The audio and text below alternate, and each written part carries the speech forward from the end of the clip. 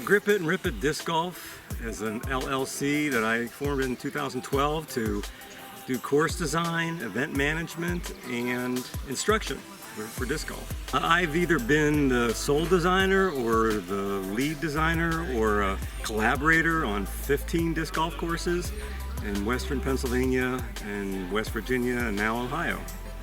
The more you can tell yourself positive things, the less chance you have, less space there is in your head to let in the doubts and the second thoughts. Disc golf course design is both an art and a science, and I've had almost 30 years of experience designing courses, playing courses. Professional course designer, I think, is a very valuable use of a park's budget in order to create a course that's challenging for multiple levels of play, both championship level and recreational, that's safe and sustainable. It's something that can be improved and last for a long time. Thanks for watching, and if you want to contact me about disc golf course design or event management or instruction, you can reach me at gripitandripitdiscgolf.com.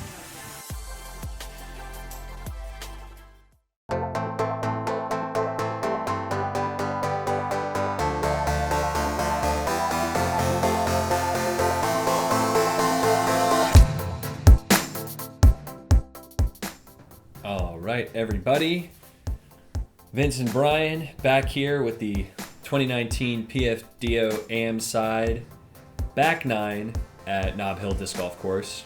To catch everybody up who wasn't here first time around, first of all, go back and watch the front nine. What are you doing?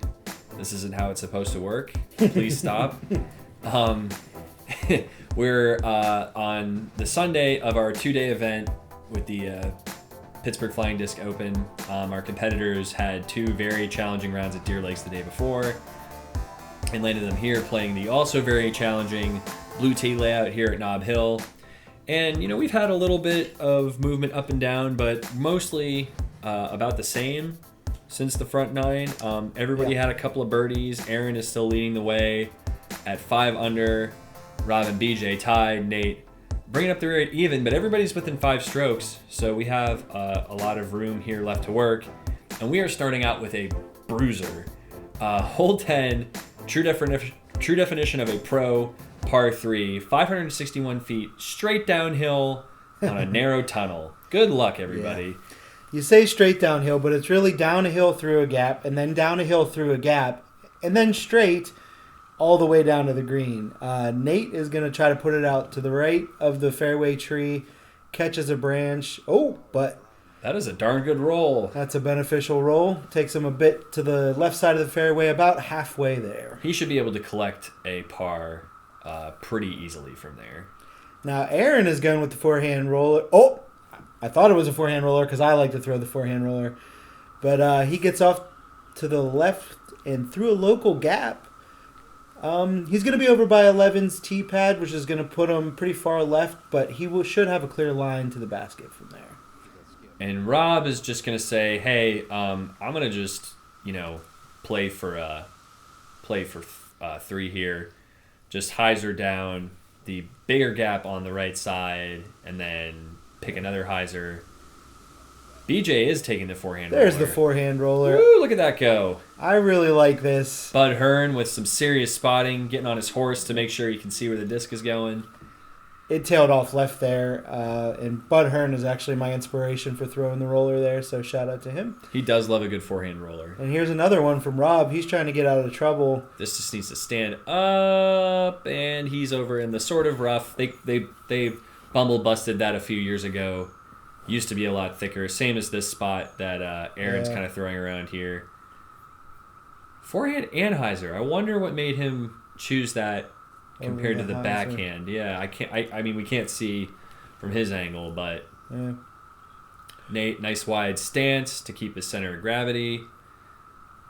Smooth little throw with his rhino. 15, 20 feet. Yep, inside the circle. Another forehand roller. Man, I am getting my fill of forehand rollers on this one. And that's just curling up real nice. Yeah, I hope you came hungry for forehand rollers, folks, because we've got them. We got a lot of them. Rob's going to try to pitch out through a few tiny gaps here and get the extra distance under the low ceiling. And that was just about perfect. Yep, he did it. So, bogey, but again, 561 feet through several narrow gaps downhill. I wouldn't feel too bad about that. Aaron really wanted that one. Just went past a little bit, and we see BJ coming in here. So with Aaron and Rob, though, Easy. taking bogeys, a par is going to get BJ a stroke Yeah. on both of them. And also gets Nate a stroke on both of them, so some movement. Yeah, pars or scores here. Yeah, then that's solid. Super solid, considering how challenging that play is. Rob's got his little tap in here.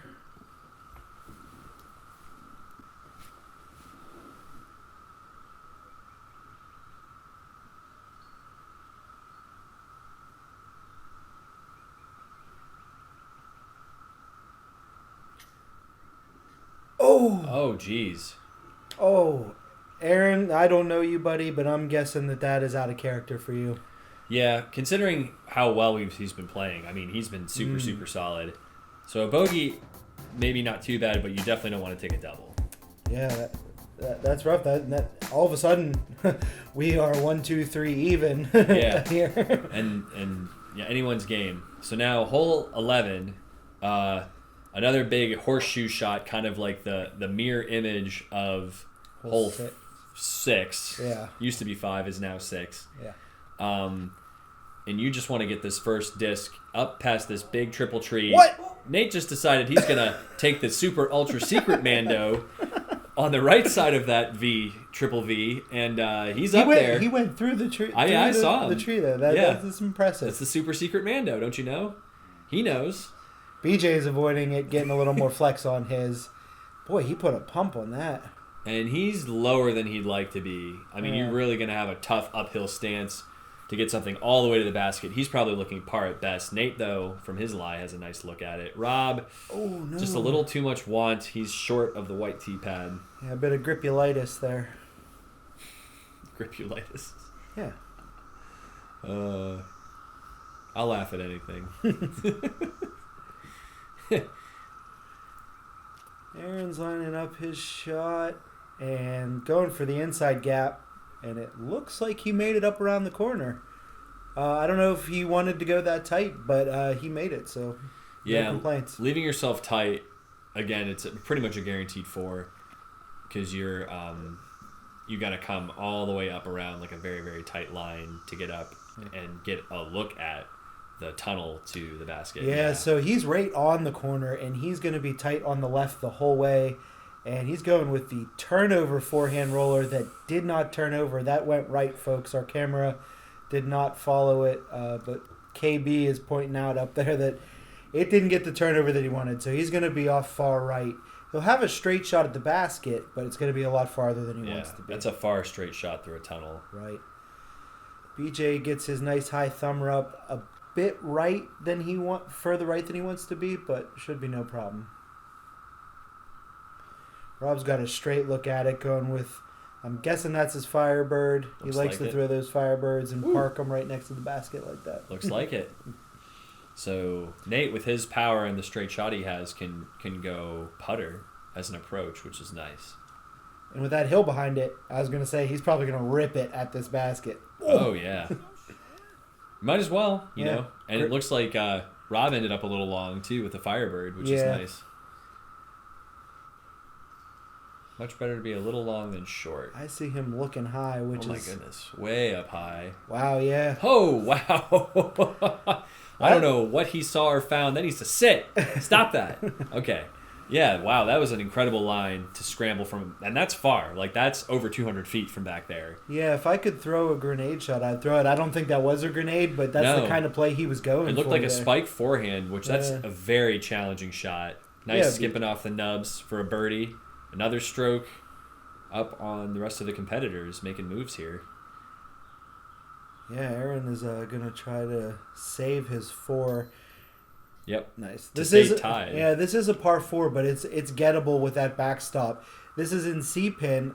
I feel like as gettable in C-pin as in B or A because you can really fire that approach shot up in there.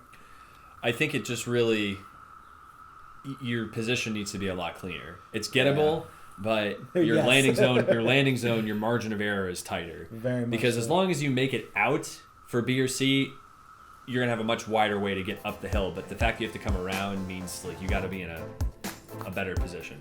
So hole 12, we got a little bit of a walk now because of the course design change. They took off the hole that was along the path. So now hole 12, par 3, 400 feet, and you're just going tight along this hillside the whole way, and you need to finish straight. You don't want to do that. You do not want to be going left into the hardwoods. Really, you've got that one gap straight ahead that you can see there, and there is a gap on the left, but that's not going to put you in great position. But forehand is the play because you don't want to fade out down the hill at the end. You want to go up the hill to the right. Yeah. This is a very, very, very hard. This is another like true pro par forehand. Par three, yeah. Pro par 3 forehand. Rob's trying to flex something out there. Yeah, that was really a great line. Unfortunately, just caught the tree, but he should have an easy up and down from there. Right. And that's the difficulty with the flex line is it's such a narrow gap. You really need to throw something straight or hyzer flip, kind of like Aaron. Almost. So close. Great line. If he would have been 5 feet to the left, he would have parked it. Right. So we have some really close, valiant efforts, and now we're out here scrambling. Yeah, BJ's going to try to, I'm guessing, slide one in. Looks like it. Flare one in. Roll it. Do that. Yep. Flip, flop, flap its way in. Hop, skip, and a jump to the basket. And this is probably one of the muddiest spots on the course. So Aaron keeps his footing nicely. Goes a little high. That's going to be the tester. High and long. Long happens a lot on this hole because it's a bit of an optical illusion how far you need to throw it.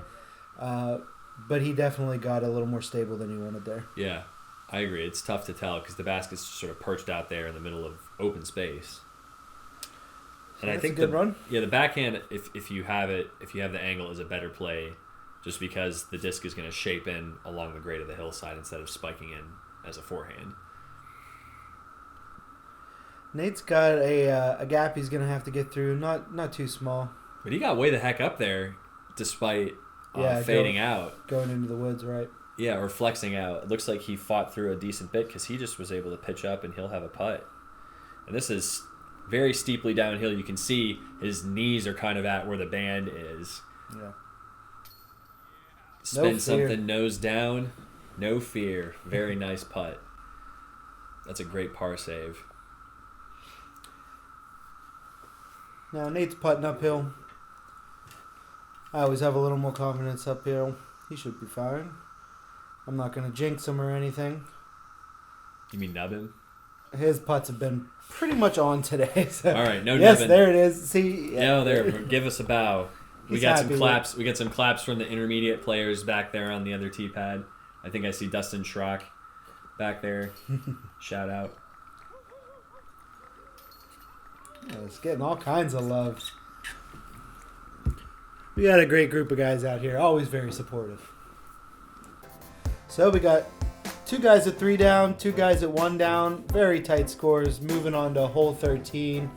For my money, I'm going to say this is the hardest tee shot on the course from the blue tees.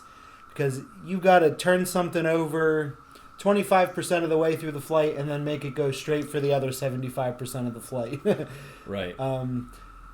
So Nate's going to hang it out wide and hits the first group of trees that are in that line. Very common miss. If you don't hit this big, giant, dead one on the right, you got to get in before that group like BJ does. He'll be all right with that. Oh, He's right by the red tee, so he'll have a tough shot to try to get a birdie. Yeah. And I'll agree that for a birdie, this is one of the toughest shots. Exactly. To get in position to score it is very, very because you really have to get past the red tee a good bit. And it looks like Rob, if that can hold, that... Still faded out, yeah. That's going to be tough. Another Bud appearance here. We're going to see another turnover. Looks like it. Maybe a roller? A roller could play on this, but that's pretty risky. That'd be gutsy. Now this looks like it has more of the turn that you want, and it looks stable enough. Holy crow. And it faded back and stayed out of the bumble, so he's right on the edge. I can't see getting a whole lot further than that with how tight the fairway is. That is an amazing shot. Very good angle control, knowing what your disc is going to do. And there is OB off to the right, so one bad tree kick there, and he could have flown over the creek and be back basically where he was starting from. Right. Yeah, there's, oh boy, and Nate takes a rough hop into the rough. Yeah. And then, yeah, after you get through the bumble, then there's a creek. So it's double trouble over there.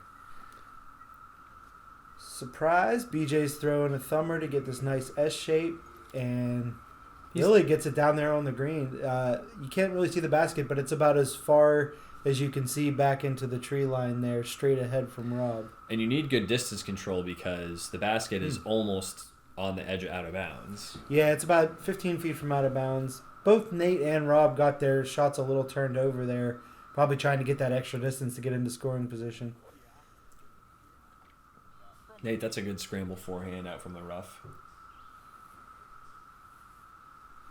We see where Aaron is here. That little orange dot out there is next to the basket, and he's in a really great position.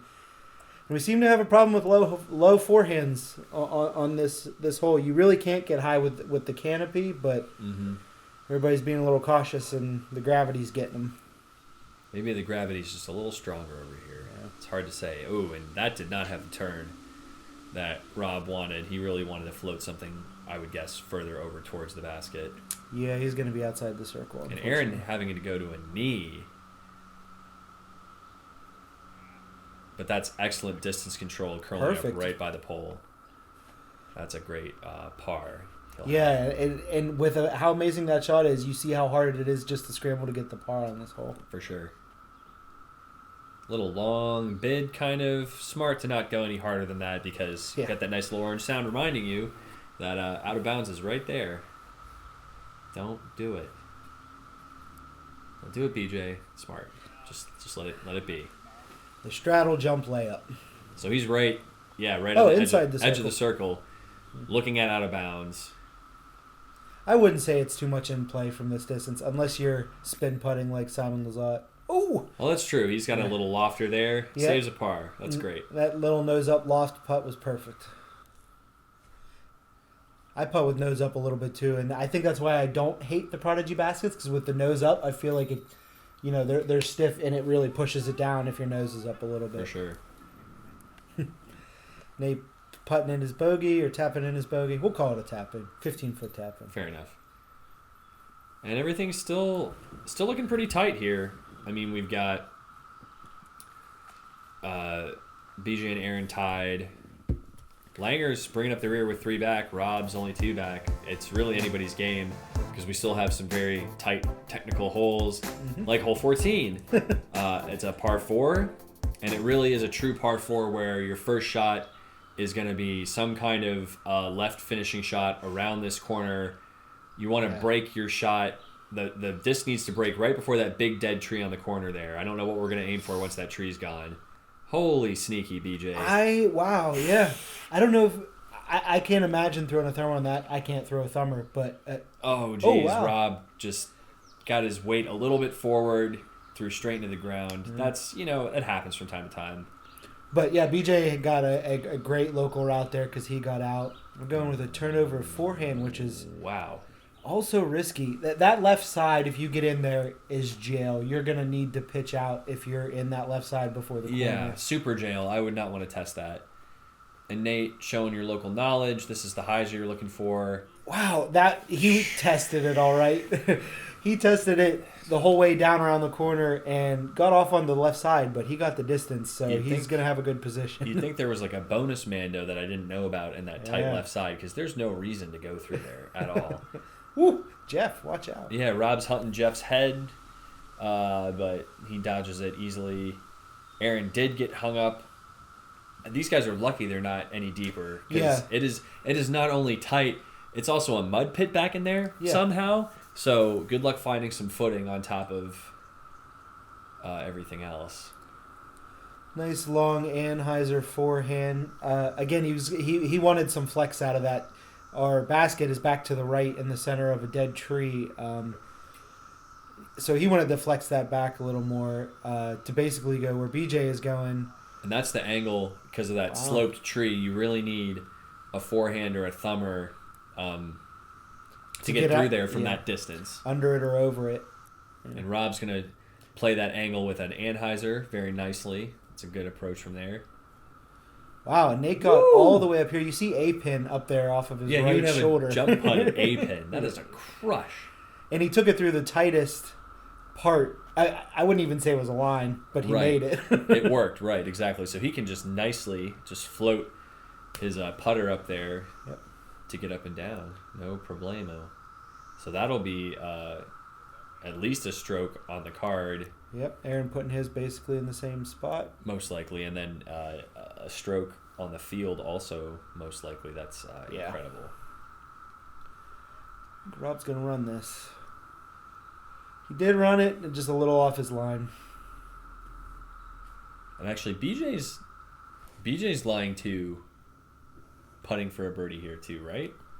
Because he had yes, that thumber off the corner. So, Sure is. excuse me, maybe not a stroke on the card. Nope. Maybe a birdie with BJ. Yeah.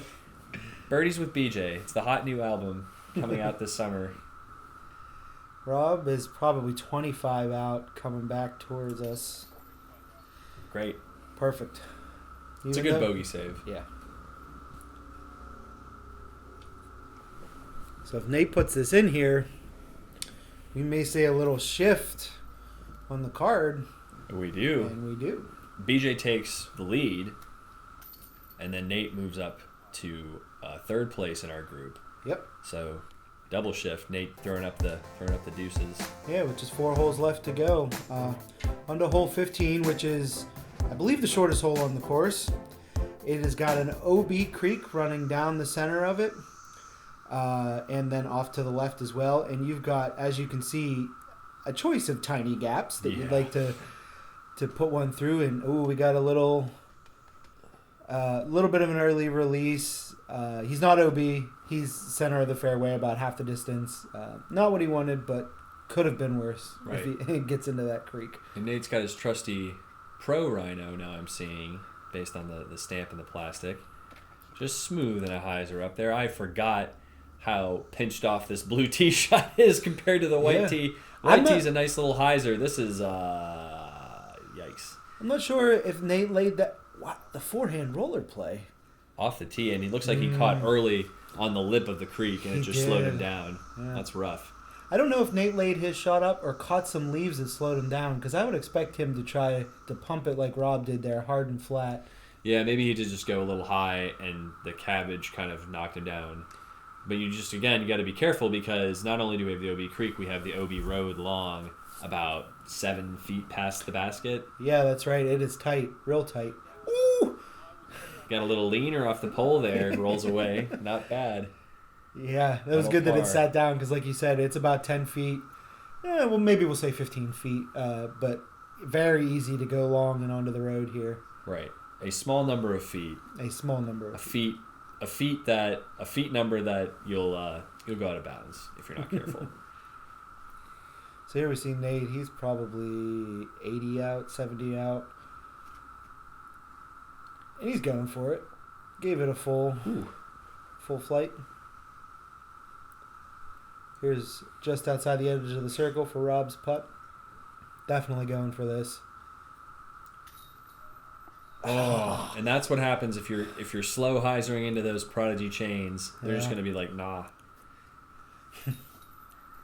Dikembe Mutombo. No, not today. Something like that. I heard someone say that at the PFDO. That's why I brought it up. No, that's accurate. These baskets are, they are like that. So we got Cleaning it up. pars and pars.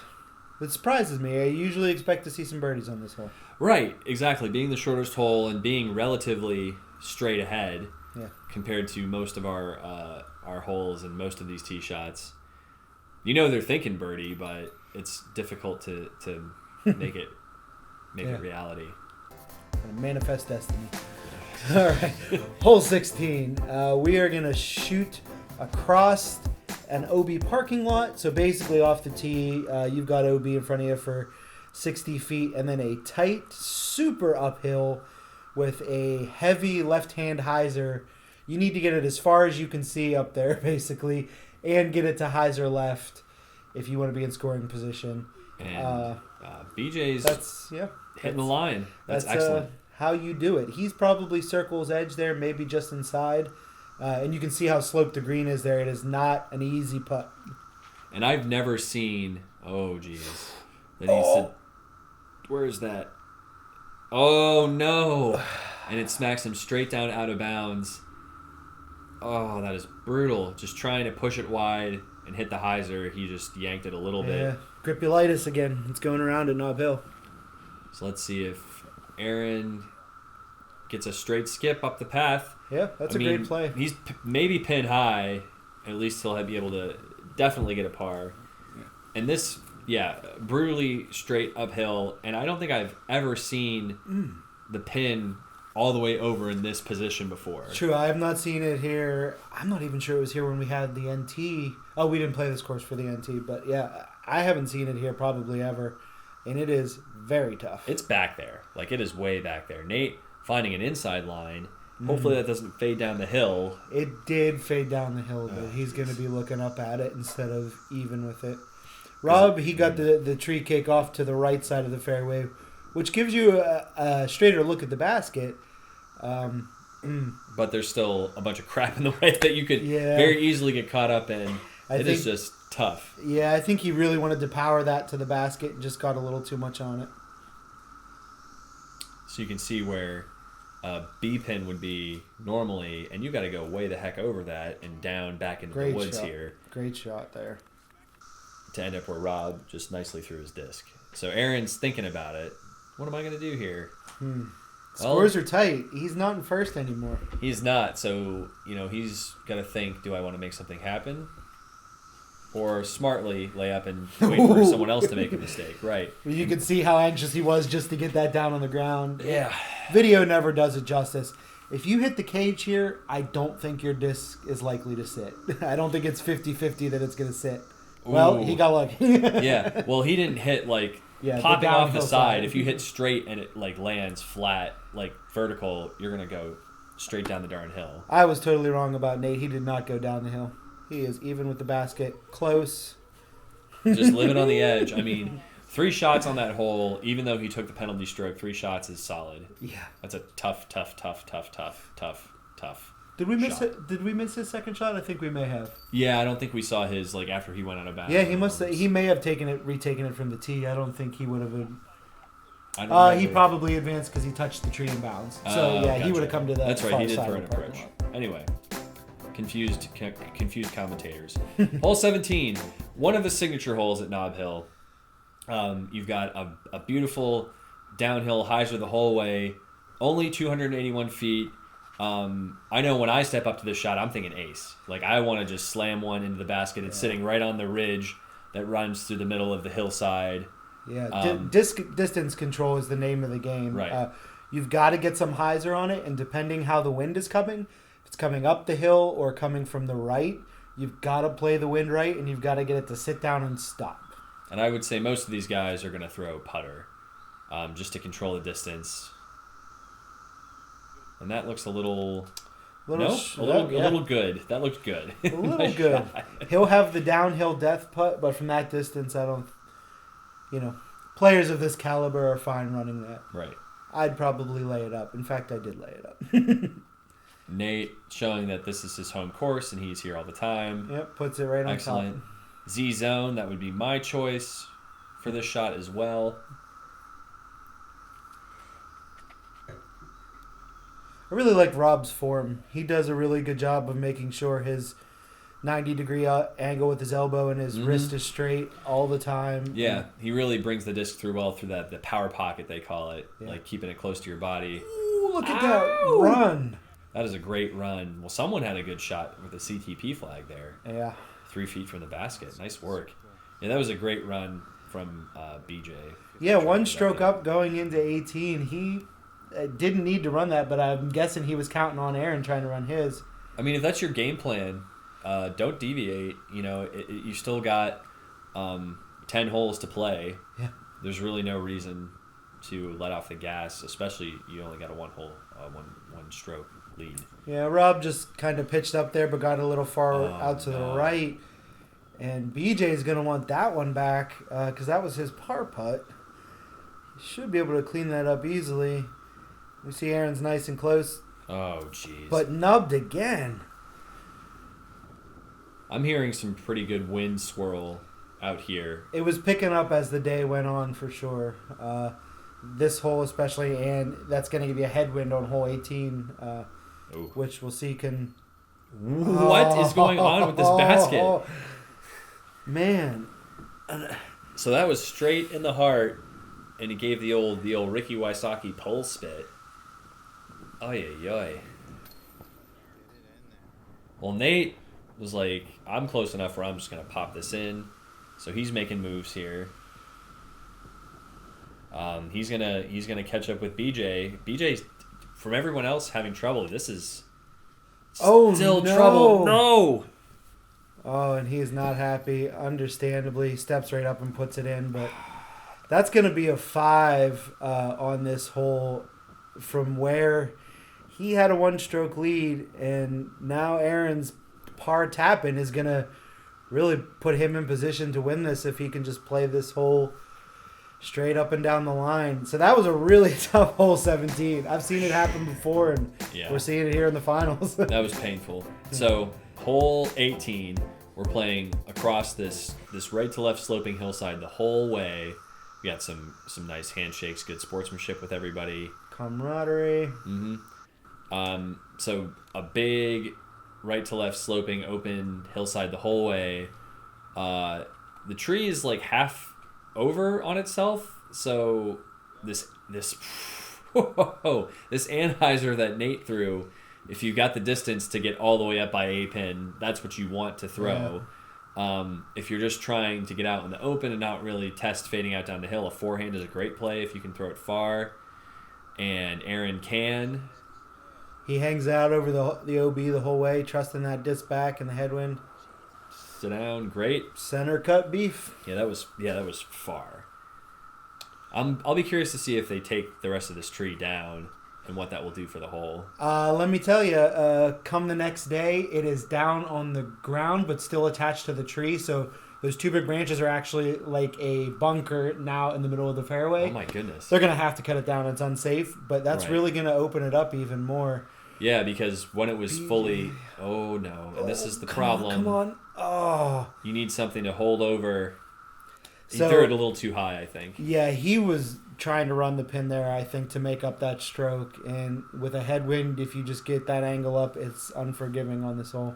Gravity's going to the left the whole way here. Right. So our basket is up in the right... Oh, right there's the basket. Right where Rob... It's a great shot. Right where Rob set his disc. Yeah, so instead of going... You really don't want to fade down the hill then because you want to end up the hill for your putt. So I'm surprised. BJ seems a lot more comfortable with his forehands and thumbers. I'm surprised he tried to throw a backhand there. He's been working on it a lot. It's been great seeing him really progress with those turnover shots. Oh, for sure. I mean, this is just one of those holes though where I'm backhand dominant, and I throw a forehand just because that tree has given me fits and the hill gives me fits. Just screaming over the top there, Aaron is. Yeah. I still throw a forehand just to get out in position and work from there. Yeah, Nate can see the basket from his drive, which is nuts. That's nuts. Yeah, huge advantage. He can see where to put it, match the angle of the hill, which is going to keep him from rolling down there, going long into the woods. BJ's up on the little knob of the hill. Smartly lays up. Yeah. I was playing casually and I ran that putt and I was happy to have it go in. But in a tournament round I would definitely lay up. Just tickle the chains. Trying to pad some strokes there for the end of the round. Yeah, he went for that. I'm surprised he went for it. He could have laid up and had no problem there. It's true. Good on him. So Nate, putting it in to move up a little bit. Another bow, and I will give it up to Nate. His putting was on today. Right. Nate's got a big arm and no problem with the distance. And when he can put it in the basket every time like he did today, you know he's going to do good. No problem with the comebacker for par. This is a par 4. It's always great to get a 3, but a 4 is no big problem. Yeah. From these blue tees especially. Great birdie from Rob. It's tough. Way to end your round. Getting himself back to 1 over for the tournament. An unfortunate bogey with the OB from BJ. And that's going to bring us to the end of the 3rd round of the Amateur Pittsburgh Flying Disc Open. We've got Aaron Theodore at 3 down. BJ Reiher at 1 under. Nate Langer in front of him at 2 down, giving the flex repping Innova. Yeah. And Rob coming in at 1 over. A great round from the blue tees, like we said. Ed is a really hard layout. We've got it hard basket placements. And this is going to push us over to the final 9, which we've got coming up here shortly. So be sure to tune in and join us. Oh, that's a U sighting down there. There you are. Oh, there I am. That was after my terrible round. I was playing intermediate. I had a very rough tournament, but I had a lot of fun. Played with some great guys. Want to give a shout out to Grip It and Rip It Disc Golf and Pittsburgh Flying Disc for sponsoring our video coverage and our photos, and for Brian Bowman and Vince Mach.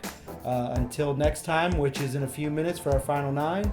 Keep banging those chains.